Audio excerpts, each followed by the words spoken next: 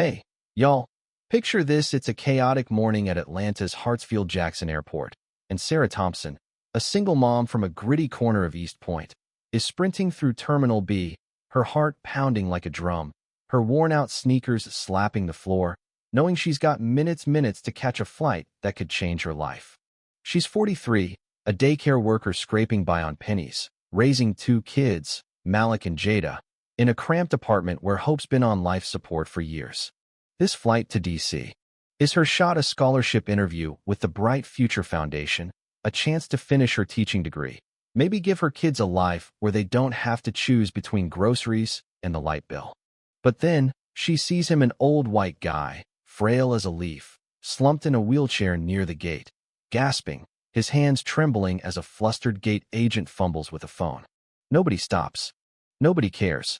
Sarah does. She drops her bag, kneels beside him. "Sir, you okay? Where's your meds?" His name's Henry Caldwell, voice weak but polished, like he's from some old money world.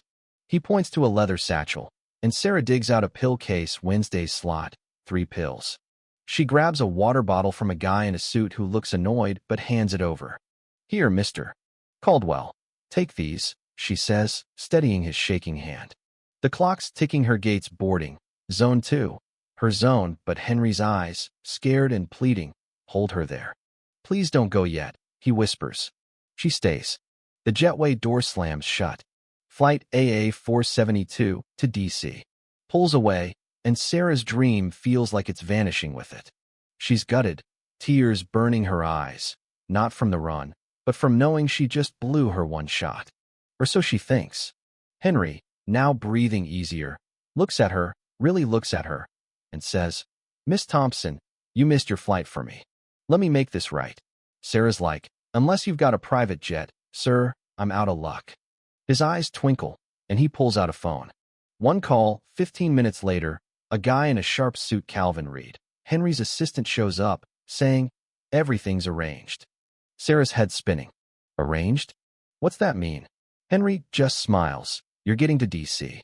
tonight."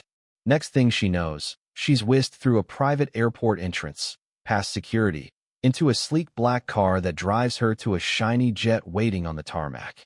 She's thinking, who is this guy? As she boards, sinking into a leather seat, a flight attendant offering her water like she's some VIP. She texts Malik, "You won't believe this. Call you when I land." In D.C., she's dropped at a boutique hotel, the Meridian, in a suite bigger than her apartment, with a view of the Potomac that makes her jaw drop. A note waits on the table, Henry's handwriting. "Miss Thompson, your kindness saved me. This is a small thank you. A car will take you to your interview tomorrow. Henry Caldwell." She calls her kids, Jada squealing, "Mom, a jet." Malik, always the skeptic, goes, "Ma, this sounds sketchy. Why's this rich dude doing all this?" Sarah's got no answer, just a gut feeling this is real and a promise to be careful.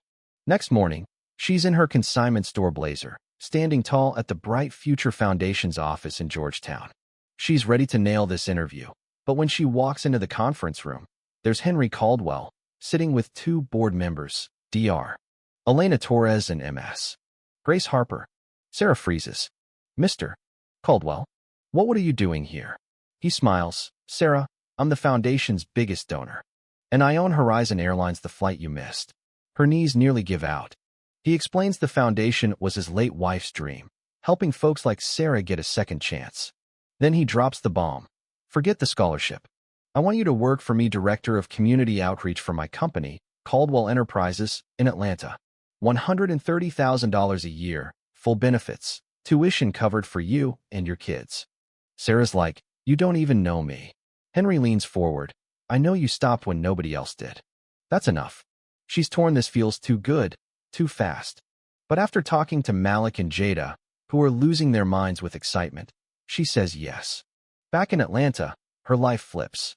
New office downtown, a view of Piedmont Park, an assistant named Marcus who knows the ropes. She's building job programs for neighborhoods like hers, places the city forgot. But then, trouble brews. Henry's daughter, Catherine Caldwell, corners Sarah at a fancy club, all polished smiles but sharp eyes. "My father's getting sentimental," Catherine says, pouring tea like it's a chess move. This foundation's our family legacy. You're an interesting choice. Sarah holds her ground. I'm here because I know these communities, not because I'm some charity case. Catherine's smile tightens. Just know we're watching, Sarah.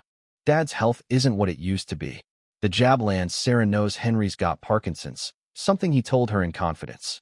Then a reporter, Lisa Grant from the Atlanta Journal, hits her with a bombshell at a community event in Vine City. Caldwell Enterprises bought up half this neighborhood in the 80s, kicked out families during the crack crisis. Did Henry tell you that? Sarah's blindsided. She digs into the company's records: evictions, broken promises, families displaced. Henry tried to fix it later, but the damage was done. She's furious he didn't tell her, feeling like the face of a company with blood on its hands. She confronts him. Why didn't you warn me? I'm out here representing you. Henry's voice is heavy. I was wrong back then, Sarah. I've been trying to make it right ever since. You're part of that. He gives her the files, tells her to decide what's right. Sarah meets Lisa, lays it all out: the ugly past, the work now to rebuild. The article drops, balanced but brutal, and Henry backs her up, even quoting her in it. But then he calls her in, voice shaky. It was my son, David, who tipped the reporter. He thinks I'm giving you his birthright, the foundation. Sarah's stunned. Henry slides an envelope across his desk. My will names you to lead the foundation in 5 years. Billions to change lives. David can't handle that. Sarah's head spins. This isn't just a job, it's a war. Enemies in Henry's own family, developers eyeing Vine City for condos, even politicians who want the status quo. She could walk away, keep her comfy new life. But she thinks of her dad, who taught her to stand up, and her kids, watching her every move. I'm in, she tells Henry, voice steady. A year later, Sarah's at a groundbreaking in Vine City, a tech hub for locals, on land Caldwell Enterprises once tore apart. She steps to the mic, the crowd buzzing, some skeptical, some hopeful. A year ago, I missed a flight I thought was my only shot. Turns out, helping someone else opened a door I couldn't see.